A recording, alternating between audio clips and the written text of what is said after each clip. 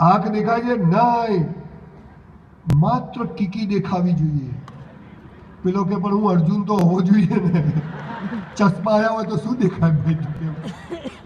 એવી ફિલોસોફીઓ મારે. આખી જીવન જુદું જશે.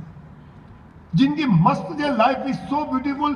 મસ્ત જીવવાનું, આજને જીવી લેવાની. ગઈકાલ પર કંટ્રોલ નથી, આવતીકાલ પર નથી. આજે મસ્ત જીવવાનું. રાત્રે ઊંઘે તેમ થાય કે yes I am the best creation of God. એના બદલે પતી ગઈ, મજા નથી. એ 12મા ધોરણમાં પછી મારા બધા મિત્રોને 90%, 95%, 80% આવ્યા. સંજય રાવલ 54%. એટલે કીધું પાસ તો થઈ ગયા. એ 12માં 54% ના આવ્યા હોત તો મેં બીએસસી ના કર્યું હોત. બીએસસી કરતા કરતા એક હોટલમાં મેં વેઇટરની નોકરી કરી, કેમ કે મારા બાપુજીને દેવું થઈ ગયું. પૈસા હતા નહીં ટ્યુશન ફીના, કોલેજની ફીના, એટલે મેં વેઇટરની નોકરી શરૂ કરી. I was waiter in a hotel for 3 years in my college life, from 84 to 87. એ વેઇટરની નોકરી ના કરી હોત, તમે જુઓ પિક્ચરની જે સ્ટોરીની જ વાત છે આખી જીવનમાં. તમે જે નક્કી કરો ને 5% લોકોનું પૂરું થાય છે, 95% લોકોનું નથી થતું. એ 5% વાળાની થિયરી 95% ને લાગુ ના પડે. તું જ્યાં લઈ જાય, જેમ લઈ જાય, સખત મહેનત કરીશ, ઈમાનદારીથી કરીશ, અને તું જ્યાં લઈ જાય હસતા મોઢાનો સામનો કરીશ. તમે જુઓ ભગવાન કેટલું આપે છે. પણ આપણે એમ નથી કરતા.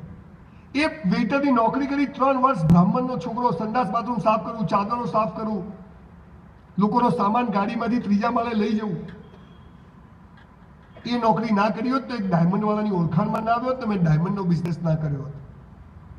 2 ઘંટેથી શરૂ કરીને 70 ઘંटे સુધી કર્યું. 93માં 200-300 માણસો કામ કરતા હતા.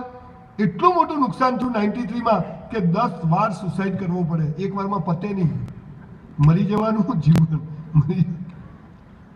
બધું વેચી માર્યું, દાગીના, સ્કૂટર, ઘર, બધું, કશું જ નહીં. હું ઊભો રહ્યો. ભગવાનને કીધું તારી ઇજ્જત જાય, આપણી નથી જતી. આપણે તો મહેનત કરી, સટ્ટો નથી કર્યો, દારૂ નથી પીધો, જુગાર નથી રમ્યો, કોઈ વ્યસન નથી કર્યા, મહેનત કરી છે. તારી જશે, આપણી શું જાય છે? હું ઊભો રહ્યો. જે લોકો પૈસા માંગતા હતા એમને જેમ કીધું બોલો પૈસા જોઈએ કે ઇજ્જત જોઈએ. મેં કીધું હું શું કરવા જાગું, તું બી જાગ. બહુ અઘરી વાત છે. એ નુકસાન ના કર્યું હોત તો હું કન્સ્ટ્રક્શનના બિઝનેસમાં 94માં આવ્યો હોત, ના આવ્યો હોત. અને 94માં પહેલા જ ધંધામાં એવી ખોટી જગ્યા લેવાઈ ગઈ કે 2-3 વર્ષ મહેનત કરી ત્યારે બધું સરખું પડ્યું. પણ એ સરખું પડ્યું તો પણ ઊભો રહ્યો. અને એ જ સિલસિલો આજ સુધી ચાલ્યો છે. આજ સુધી પાછું વળીને જોયું નથી. બોલો જે થયું એ સારું થયું કે નહીં? યસ.